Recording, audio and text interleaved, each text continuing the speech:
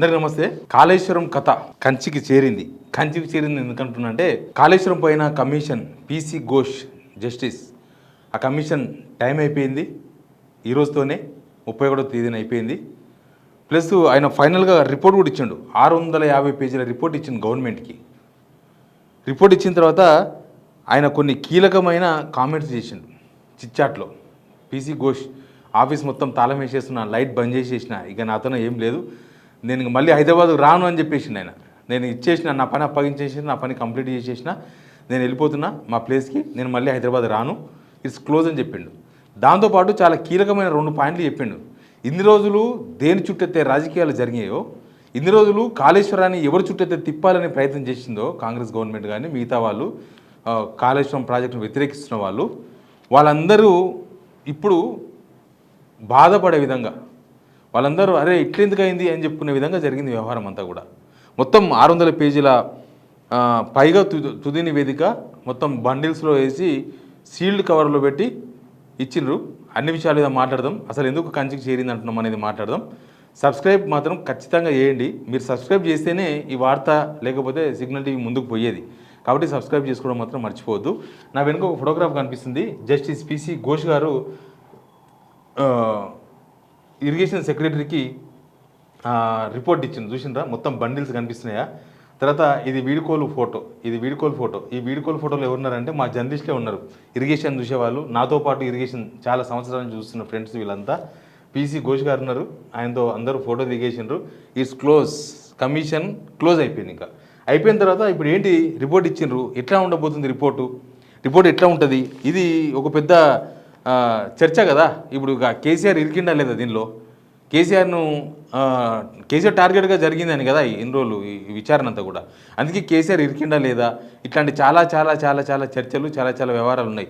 అసలు ఇరిగేషన్ ప్రాజెక్టులో, ముఖ్యంగా కాళేశ్వరం ప్రాజెక్టులో కేసీఆర్ టార్గెట్గానే విచారణ జరిగింది అనేది ఓపెన్.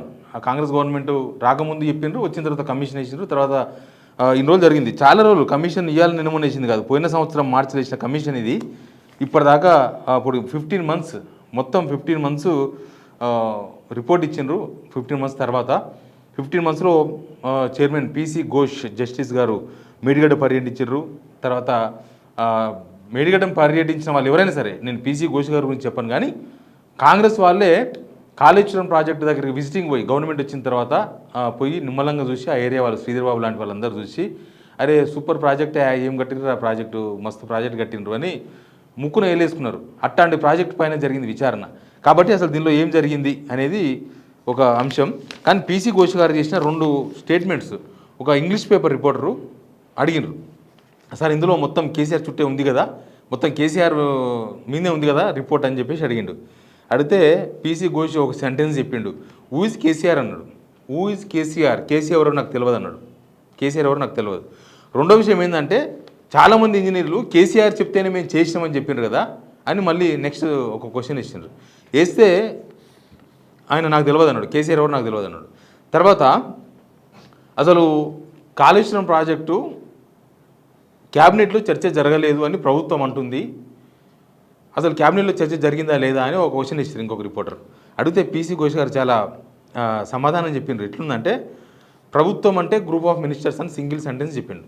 ప్రభుత్వం అంటే గ్రూప్ ఆఫ్ మినిస్టర్స్, అంటే నాట్ కేసీఆర్, అందరూ మినిస్టర్స్ అందరు కలిస్తేనే కౌన్సిల్ ఆఫ్ మినిస్టర్స్. ఇప్పుడు కూడా అంతే, రేవంత్ రెడ్డి గారు ఒక్కరే గవర్నమెంట్ కాదు. గవర్నమెంట్ అంటే కౌన్సిల్ ఆఫ్ మినిస్టర్స్, మొత్తం క్యాబినెట్ అంతా కలిస్తే ప్రభుత్వం.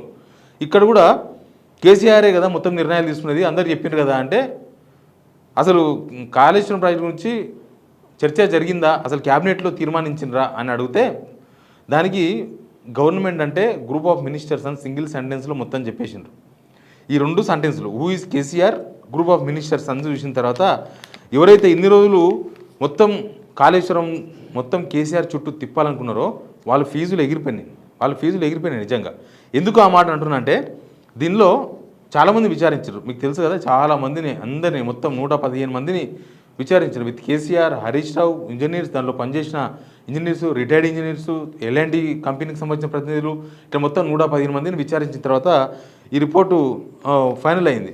ఇందులో ప్రధానమైన అంశం కేసీఆర్ ఫ్యామిలీ ఆర్ కేసీఆర్ 1,00,000 కోట్లు దోచుకున్నారు అనేది ప్రధానమైన ఆరోపణ. ఈ ఆరోపణ చేసింది ఎవరో కాదు, కాంగ్రెస్ వాళ్ళే చేసిండ్రు. బీజేపీ వాళ్ళు కూడా చేసారు, కాంగ్రెస్ కాళేశ్వరం ఏటీఎం లాగా మారిపోయిందని, తర్వాత 1,00,000 కోట్లు దోచుకున్నారని రాహుల్ గాంధీ లాంటి వాళ్ళు కూడా వచ్చి మాట్లాడిపోయారు. కానీ కమిషన్కి ఎవరు కూడా 1,00,000 కోట్లు దోచుకున్నట్లుగా, 1,00,000 కోట్లు కాదు 1,000 కోట్లు దోచుకున్నట్టుగా, 1,000 కోట్లు కాదు 1 కోటి రూపాయలు దోచుకున్నట్టుగా కనీసం ఆధారాలు కూడా పీసీ ఘోష్ కమిషన్ గారికి ఇవ్వలేకపోయినారు.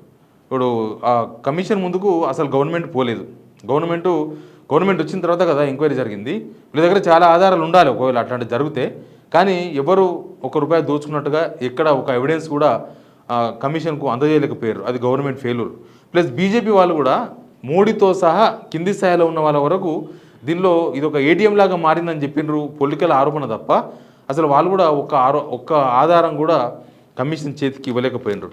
ఇక ముఖ్యంగా 1,00,000 కోట్లు దోచుకున్నారని బయట ఎట్లయితే ప్రెస్ మీట్లు లేకపోతే పొలిటికల్ సభలు ఎట్లా చెప్పినరో అట్లా కోదండరామ్ గారు, మన JAC Telangana JAC Kodandaram sir, ఇప్పుడు జనసమితి అధ్యక్షులు, పీసీ ఘోష్ కమిషన్ గారికి ఒక పేపర్ తీసుకొని పోయినారు. 1,00,000 కోట్లు దోచుకున్నారని సేమ్ అవే పత్రాలు రాసుకొని పోతే ఆయన ఏమన్నాడంటే, మీరు ఇట్లా అవినీతి ఆరోపణలు ఉత్తగా ఏదో పేపర్లో రాసుకొస్తే కుదరదు, దానికి ఆధారాలు కావాలి, తర్వాత అఫిడవిట్లు ఇవ్వండి, అఫిడవిట్ చేయించుకొని రండి అని చెప్పారు కోదండరామ్ గారికి. చెప్తే ఆ రోజుకి వెళ్ళి ఆయన కమిషన్ ముందుకు బంద్ చేసిండు. 2 సార్లు పోయిన కమిషన్ ముందుకు. ఫస్ట్ సారి పోయినప్పుడు మాకు అనుమానం ఉన్నాయన్నాడు, 2వ సారి పోయినప్పుడు 1,00,000 కోట్లు దోచుకున్నారని పేపర్లో రాసుకొని పోయిండు. 3వసారి రమ్మని చెప్పింది కమిషన్, ఆధారాలు తీసుకొని అఫిడవిట్ తీసుకొని రండి అంటే ఆడికి పోవడం బంద్ చేసిండు కోదండరామ్ గారు. తర్వాత పవర్ చేసి ఉద్యమంలో పనిచేసిండ్రు రఘు గారు, ఎలక్ట్రిసిటీ డిపార్ట్మెంటు, ఆయన కోదండరామ్ ఇద్దరు పోయినరు. ఆయన కూడా ఈ కరప్షన్కి సంబంధించిన ఎట్లాంటి ఆధారాలను సమర్పించలేకపోయినరు. అయితే దానిలో అసలు ఈ విచారణలోనే ఒక టర్మ్ ఆఫ్ రిఫరెన్స్ ఉంది. టర్మ్ ఆఫ్ రిఫరెన్స్ ఏంటంటే, అసలు ఈ విచారణ జరిగింది దేని మీద అనేది టర్మ్ ఆఫ్ రిఫరెన్స్. దేని మీద జరిగిందంటే, తుమ్మిడిలో కట్టాల్సిన ప్రాజెక్టు ప్రాణహిత చేవెళ్ళనే కాళేశ్వరం. ప్రాణహిత చేవెళ్ళ పేరు మారింది, తర్వాత ఆ ప్లేస్ మారింది, కానీ ఇది పాత ప్రాజెక్ట్ అనే కదా మనం చెప్పుకునేది. తుమ్మిడిహెట్టి నుంచి మేడిగడ్డకు ఎందుకు మారింది అనే దానిపైన ఎంక్వైరీ చేసింది. అసలు తుమ్మిడిహెట్టి వదిలేసి మేడిగడ్డకు ఎందుకు తీసుకొచ్చారు అనే విషయంలో మాట్లాడినారు. కమిషన్ ఎంక్వైరీ చేసింది. తర్వాత ప్రాజెక్టు కంప్లీట్ కాకముందే గవర్నమెంట్ నుంచి, అంటే ఆఫీసర్స్ ఆ డిపార్ట్మెంట్ నుంచి ఎల్ఎన్డీకి ఎన్ఓసి ఇచ్చారు, నో ఆబ్జెక్షన్ సర్టిఫికేట్ ఇచ్చేసారు. అంటే పని మొత్తం అయిపోయిందని సర్టిఫికేట్ ఇచ్చారు, పని కాకముందే అనేది ఒక పాయింట్. దీనిపైన కూడా విచారణ జరిగింది. తర్వాత అసలు డిజైన్ ఎవరు చేసిండ్రు, మేడిగడ్డ డిజైన్ ఎవరు చేసిండ్రు, తర్వాత దీనిలో లోపాలు ఎందుకు వచ్చినాయి, ఎందుకు కుంగిపోయింది, ఈ డిజైన్లో ఉన్న లోపాలు ఏంటి, అసలు ఎవరు ఆమోదించారు ఎవరు దీన్ని యాక్సెప్ట్ చేసారు అనేది ఒక ఆరోపణ. దానిపైన కూడా చర్చ జరిగింది, విచారణ చేసింది కమిషన్ అందరితో కూడా. తర్వాత మెయింటెనెన్స్ ఎందుకు రాలేదు, మెయింటెనెన్స్ ఎందుకు లేదు, మెయింటెనెన్స్ ఎందుకు చేయలేకపోయినరు. ఏదైనా సరే కొత్త బండి ఉంటే కూడా కరెక్ట్గా నెల లోపే దాన్ని ఫస్ట్ సర్వీసింగ్ చేయించాలి, అట్లా ఉంటుంది. ఆ సర్వీసింగ్ చేయలేదు, దాన్ని ఎందుకు సర్వీస్ చేయలేదు, ఎందుకు దాన్ని మెయింటెనెన్స్ చేయలేదు, మెయింటెనెన్స్ ఎందుకు వదిలేసిండ్రు అనే దానిపైన విచారణ జరిగింది. ఇవన్నీ కూడా జరిగినాయి. కానీ ఈ విచారణ మొత్తం కూడా టెక్నికల్ అంశాల మీద జరిగినాయి. ఇక్కడ ఏమైందంటే ఎగ్జిక్యూషన్ అంతా కూడా ఆఫీసర్సే. ఎగ్జిక్యూషన్ మొత్తం ఇప్పుడు అక్కడ ఎవరో గ్రీస్ రాయాలంటే కేసీఆర్ పోయో, కేటీఆర్ పోయో, హరీష్ రావు పోయో, లేకపోతే ఇంకొక మంత్రి పోయో గ్రీస్ రాయరు. ఖచ్చితంగా ఇంజనీర్సే రాయాలి. ఇంజనీర్సే దాన్ని మెజర్మెంట్స్ చేయాలి. ఎంత వరద వస్తే దీన్ని ఎట్లా మళ్ళీ పంపాలి, ఎంత వరద వరకు మనం అక్కడ ఆపగలం, ఆ వరద కెపాసిటీ ఎంత, ఆ బ్యారేజ్ కెపాసిటీ ఎంత, అంతకు మించి చేయగలమా, చేస్తే ఏమవుతుంది, అసలు ఎంత వరద వస్తుంది, ఎంత వరద రావచ్చు. ఇప్పుడు ఈ వానకాలంలో వానలు పడుతున్నాయి మహారాష్ట్రలో, అక్కడ ఇక్కడ. ఆ వరద ఎంత కెపాసిటీ ఉండొచ్చు, ఆ వరదకు ఈ బ్యారేజ్ తట్టుకుంటుందా లేదా, ఇట్లాంటివన్నీ కూడా చూడాల్సింది. ఎగ్జిక్యూషన్ అంతా కూడా ఖచ్చితంగా ఇంజనీర్స్ చూడాలి. ఎగ్జిక్యూషన్ మొత్తం కూడా ఇంజనీర్సే చూడాలి. అయితే చాలామంది కేసీఆర్ ఇరికిండ్రా లేదా అనేది చాలామంది దీనిలో ఇప్పటికీ మాట్లాడుకున్నమాట. కానీ ఎగ్జిక్యూషన్ చేసేదంతా కూడా ఖచ్చితంగా ఆఫీసర్సే. అయితే కొంతమంది irrigation officers, irrigation engineers KCR మీద చెప్పేసిండ్రు. కేసీఆర్ చెప్తేనే చేసినాం, కేసీఆర్ దీన్ని ఫైనల్ చేసిండ్రు, కేసీఆర్ చూస్తేనే అన్నాడు, కేసీఆర్ ఓకే అన్నాడు, అందుకని మేము చేసినామని. ఇందులో కొన్ని అంశాలు ఉండొచ్చు. కొంతమంది భయపడి చెప్పి ఉండొచ్చు, అనవసరంగా మా కెరీర్కు ఎఫెక్ట్ పడుతుందనో, లేకపోతే మా జాబ్కి ఇబ్బంది అవుతుందనో, లేకపోతే అనవసరంగా దీనిలో మేము ఇరుక్కపోతున్నాం అన్న ఉద్దేశంతో తప్పించుకునే ప్రయత్నంలో భాగంగా కేసీఆర్ పేరు చెప్పి ఉండొచ్చు.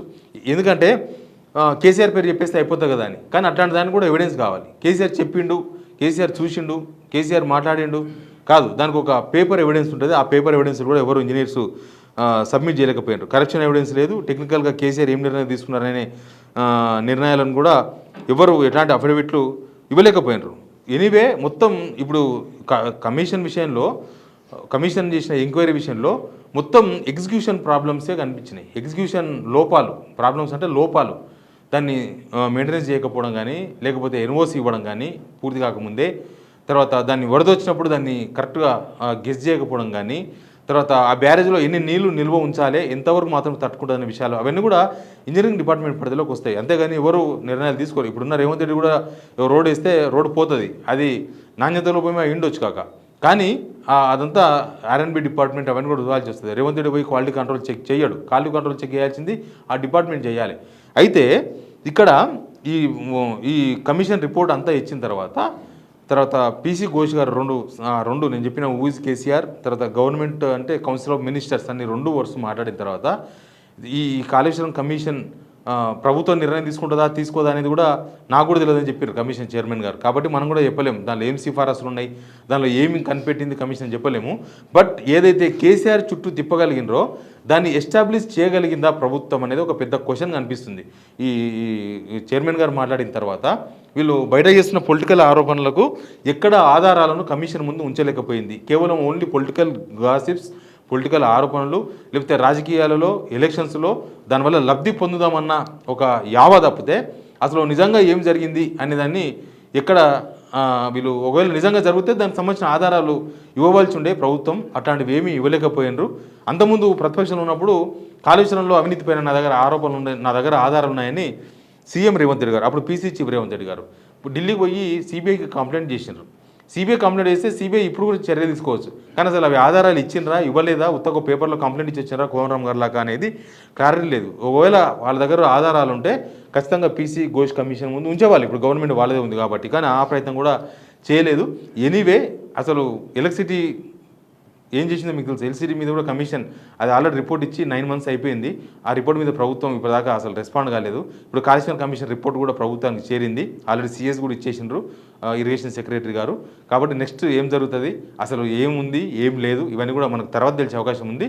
కానీ కాళేశ్వరం విషయంలో 1,00,000 కోట్లు అవినీతి జరిగింది అని చెప్పిన వాళ్ళు వాటిని ఆధారాలు సమర్పించకపోవడం, అసలు ఆ విషయం సంబంధించి ఆధారాలు సమర్పించమని కమిషన్ అడిగితే కోనరాం లాంటి వాళ్ళు అసలు అటు సైడే పోకపోవడం బంద్ చేయడం, అటు సైడ్ పోకుండా బంద్ చేయడం, ఇవన్నీ చూస్తుంటే ఇవి కేవలం పొలిటికల్ ఆరోపణలే తప్ప దీనిలో ఏమాత్రం వీళ్ళ దగ్గర ఆధారాలు కానీ లేకపోతే దీనిలో నిజం ఎంతవరకు ఉందని ఒక పెద్ద క్వశ్చన్ సమాజం ముందు, తెలంగాణ ప్రజల ముందు అయితే కనిపిస్తుంది.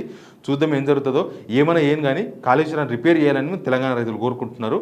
అది రిపేర్ అయితే తెలంగాణకు మళ్ళీ నీళ్లు బాగా వస్తాయి, గ్రౌండ్ వాటర్ పెరుగుతుంది. ఇట్లాంటి చాలా చాలా చర్చలు తెలంగాణ రైతాంగంలో కూడా ఉన్నాయి. కాళేశ్వరం మూల కూడా తర్వాత నీళ్ళ కష్టాలు వస్తున్నాయి కాబట్టి మళ్ళీ కాళేశ్వరాన్ని అందరూ గుర్తు చేసుకుంటున్నారు. ఏం జరుగుతుందో చూద్దాం. Please subscribe signal TV.